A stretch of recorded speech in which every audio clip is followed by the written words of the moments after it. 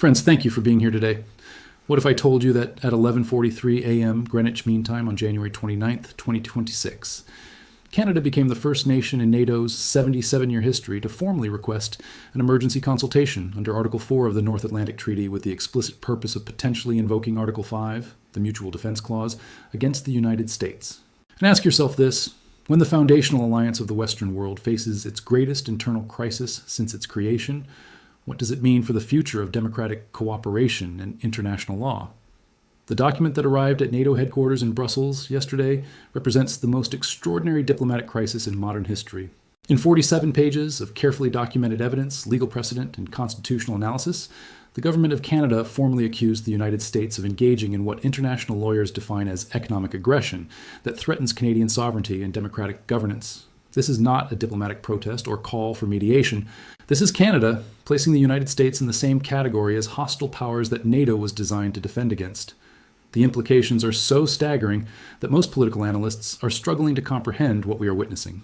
For the first time since the alliance was created to counter the Soviet threat, a NATO member is asking the alliance to consider whether another NATO member has become the aggressor. To understand how we arrived at this unprecedented moment, we must examine not just the immediate trigger, Trump's February 1st ultimatum, but the broader legal framework that Canada has been developing to protect its sovereignty against American economic warfare. The Canadian request for Article 4 consultation was not a spontaneous reaction to Trump's ultimatum. It was the culmination of 18 months of very careful legal preparation that began when Prime Minister Mark Carney first took office in early 2025. Understanding that traditional diplomacy might prove inadequate against American economic coercion, Carney assembled what government insiders called the Sovereignty Protection Task Force, a team of Canada's most experienced international lawyers, NATO specialists, and constitutional experts. The task force was given a mandate that seemed impossible when they began their work: develop legal mechanisms that could protect Canadian sovereignty against American economic pressure while preserving Canada's commitment to democratic alliances and international law. The solution they developed was audacious in its creativity and devastating in its implications for the future of NATO. The legal foundation for Canada's Article 4 request rests on what international lawyers call the expanded interpretation of territorial integrity.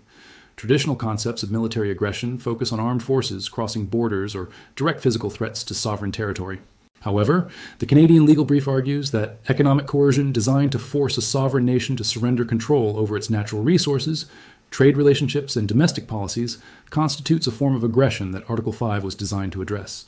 The brief cites extensive precedent from international law, including United Nations Charter provisions, International Court of Justice rulings, and NATO's own strategic documents that recognize economic warfare as a legitimate threat to collective security. Most compellingly, the brief quotes NATO's 2010 strategic concept, which explicitly states that the alliance must be prepared to address emerging security challenges that threaten member nations' sovereignty and democratic governance. The timing of Canada's Article 4 request was carefully calculated to maximize both legal impact and political pressure. By filing the request before Trump's February 1st deadline, Canada transformed the ultimatum from a bilateral dispute into a multilateral alliance crisis that requires NATO's 30 other members to take official positions on whether American economic coercion against Canada threatens the integrity of the entire alliance system. The procedural mechanics of Article 4 require NATO's North Atlantic Council to convene emergency consultations within 48 hours of a member nation as request. These consultations, scheduled to begin at 2:00 p.m. Central European Time today, will force every NATO member to evaluate the Canadian evidence and formally respond to the question of whether the United States has violated the fundamental principles of the NATO Charter. The political implications are extraordinary. European NATO members who have their own concerns about American unilateralism and economic pressure now have an opportunity to formally constrain American behavior through collective alliance action. For the first time since NATO's creation, the alliance's smaller members have a mechanism to challenge the hegemon, whose military power has guaranteed their security for over 7 decades. The substance of Canada, is Article 4 submission, reads like an indictment of American foreign policy toward democratic allies. The document systematically catalogs what it describes as a pattern of economic coercion designed to subordinate Canadian sovereignty to American strategic interests, and detailed analysis of American economic measures that Canada characterizes as preparation for economic warfare. Most damaging to American credibility is the document is analysis of what Canada calls annexation by economic integration. The brief argues that the United States is attempting to achieve through economic coercion what historical powers accomplished through military conquest. the effective subordination of a sovereign neighbor's resources, trade relationships, and foreign policy decisions to the dominant power's strategic interests. The brief provides extensive documentation of American economic measures that Canada argues constitute preparation for economic aggression. These include the expansion of Defense Production Act authority to cover Canadian resources pressure to restrict Canadian trade relationships with non-American partners, and threats to cut Canada out of the dollar-denominated financial system if Ottawa refuses to accept American resource control. Perhaps most significantly, the brief argues that Trump's ultimatum represents what international lawyers call coercive diplomacy, that violates the United Nations Charter's prohibition on the threat or use of force to compromise the territorial integrity or political independence of sovereign nations. The Canadian position is that economic force is still force, and that threats to destroy a nation's economy unless it surrenders sovereignty constitute aggression under international law. The reaction from NATO headquarters has been carefully measured, but clearly indicates the seriousness with which the alliance is treating Canada's request. NATO Secretary General Jens Stoltenberg issued a statement acknowledging receipt of the Canadian submission and confirming that emergency consultations would proceed according to established procedures. More significantly, Stoltenberg's statement emphasized that all alliance members have obligations to respect the sovereignty and territorial integrity of fellow members. The European response has been swift and largely supportive of the Canadian position. European Council President Ursula von der Leyen issued a statement expressing grave concern about any attempts to use economic coercion against fellow democracies. French President Emmanuel Macron called the situation a test of whether the Atlantic Alliance can protect smaller democracies from economic aggression by larger powers. Most significantly, German Chancellor Olaf Scholz announced that Germany stands ready to support any NATO member facing economic coercion that threatens its sovereignty. This German position is particularly important because Germany's economic relationship with the United States makes its support for Canada politically costly but strategically significant. The British response has been more cautious but still supportive of Canadian sovereignty. Prime Minister Keir Starmer stated that the United Kingdom recognizes the legitimate concerns raised by our Canadian allies and supports their right to seek alliance consultation on threats to their sovereignty. The measured language reflects Britain's delicate position between its special relationship with the United States and its commitment to Commonwealth solidarity with Canada. I want to pause here because the implications of NATO's response will determine not just Canada's future relationship with the United States, but the entire future of the Atlantic Alliance. Do you believe NATO can survive if it formally rules against the United States in this dispute? Or do you think the alliance will find a way to support Canadian sovereignty without directly confronting American power? Please share your thoughts in the comments below, because this moment will define international relations for decades to come. The American reaction to Canada's Article 4 request has been swift and predictably hostile. Trump issued a statement calling the Canadian action a betrayal of North American solidarity and threatening to reconsider America's commitment to defending ungrateful allies. More ominously, Trump announced that the United States would not accept foreign interference in legitimate American security interests, and warned that countries that choose confrontation over cooperation will face the consequences. The American position, as outlined by Secretary of State Marco Rubio, is that Canada's Article 4 request represents an abuse of alliance procedures designed to internationalize a bilateral trade dispute.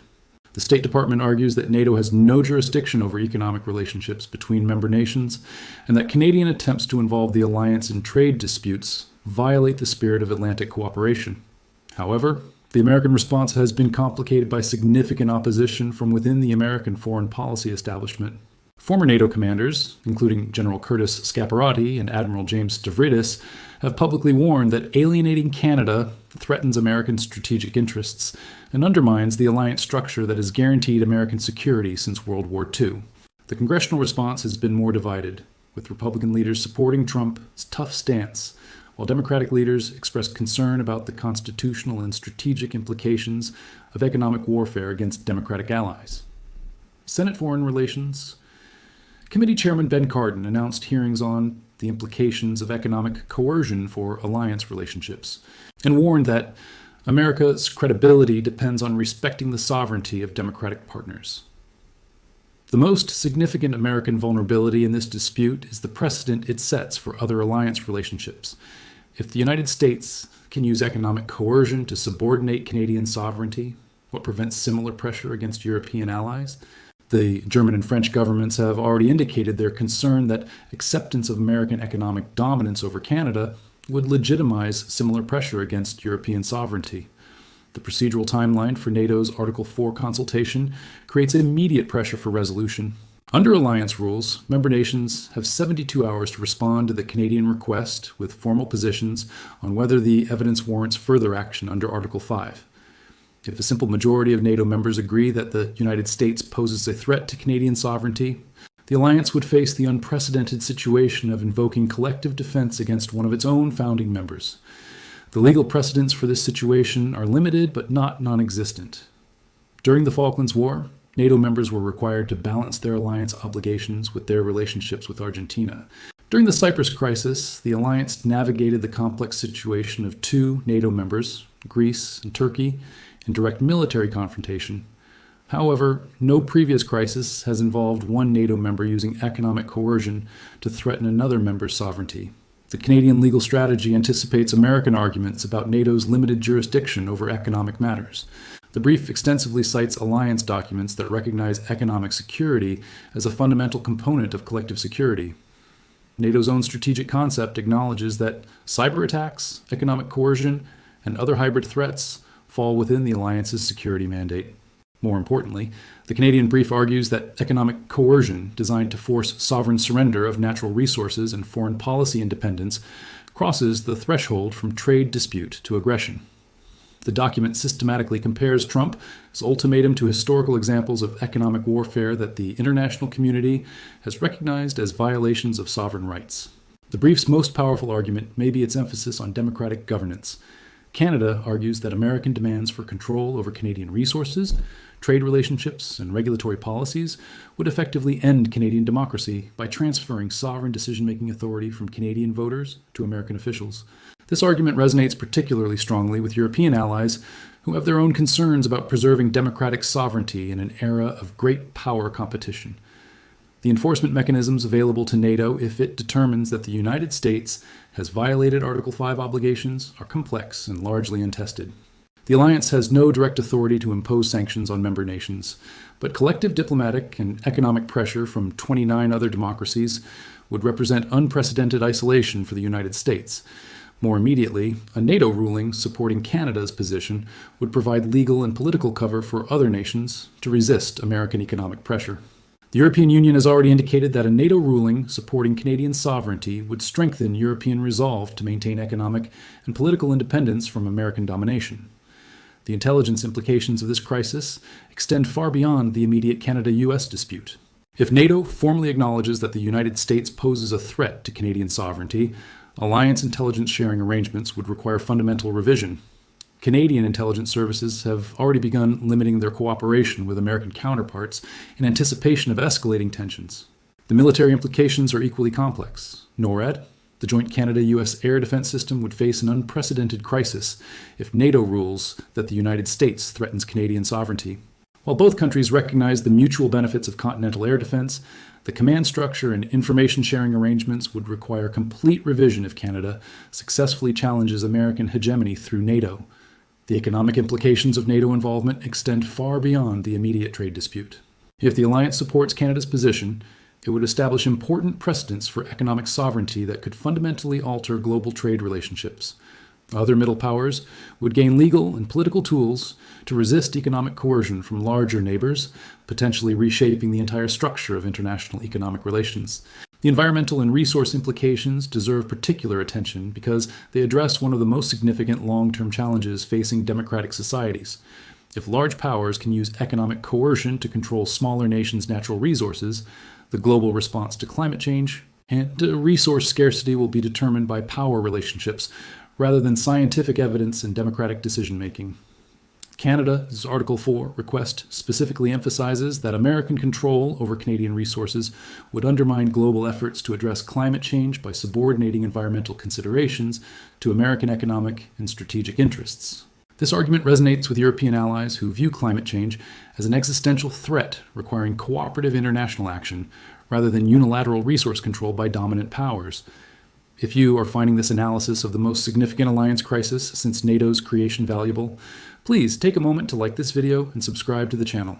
Your support helps us continue to provide in-depth coverage of the events that will determine the future of democratic cooperation and international security. The constitutional implications within Canada are equally significant. If NATO supports Canada's Article 4 request, it would strengthen the government's legal and political position in resisting American economic pressure. Constitutional experts argue that NATO support would provide the federal government with emergency powers to protect Canadian sovereignty that might otherwise face provincial or judicial challenges.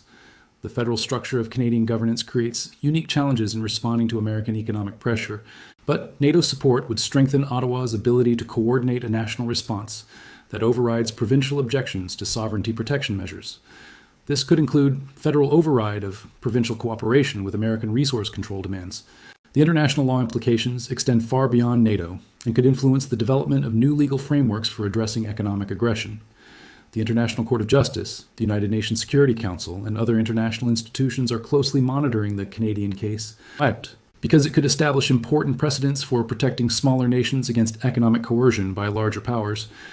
The timing of Canada's Article 4 request also reflects careful strategic thinking about global power dynamics. With the United States increasingly focused on great power competition with China and Russia, American policymakers must consider whether alienating democratic allies serves long-term strategic interests. NATO support for Canada would strengthen the alliance of democracies at a time when autocratic powers are challenging the international system.